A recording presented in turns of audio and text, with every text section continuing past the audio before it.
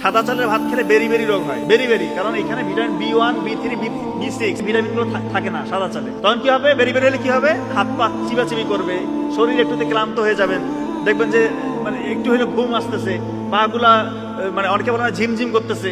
এই লক্ষণগুলো সাদা চালের ভাত খেলে হয়। আমরা সবাই এখন সাদা চালের ভাত খাই, সাদা চালের ভাত আমাদের মূল খাবারই হচ্ছে ভাত বলতে পারি। কিন্তু সাদা চালের ভাতের মধ্যে এখন আর কোনো ফাইবার নাই। যেহেতু আপনার মূল খাবার হচ্ছে সাদা মানে ভাত, আমরা চেষ্টা করবেন ব্রাউন রাইস, লাল চালের ভাত খাওয়ার। সাদা চালের ভাত খেলে বেরি রোগ হয়, বেরি, কারণ এখানে ভিটামিন B1 B3 B6 এই ভিটামিন গুলো থাকে না সাদা চালে। তখন কি হবে? বেরি হলে কি হবে? হাত পা চিবাচিবি করবে, শরীর একটুতে ক্লান্ত হয়ে যাবেন, দেখবেন যে মানে একটু হলে ঘুম আসতেছে, পা গুলা মানে অনেকে বলে ঝিমঝিম করতেছে।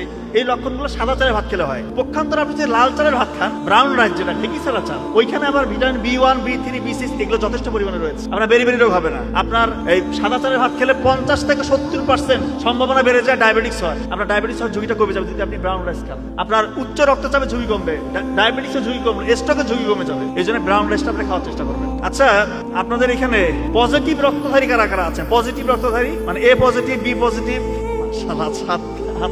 অলমোস্ট 95%। এখন আপনাদেরকে একটা খবর দেই, নেগেটিভ রক্তধারী যে মেয়েরা আছে, পারতপক্ষ চেষ্টা করবে আপনারা তাদেরকে বিয়ে না করার। মানে এটাকে আমি এমনি বলতেছি, আমরা তো বিজ্ঞানের ছাত্র না সবাই।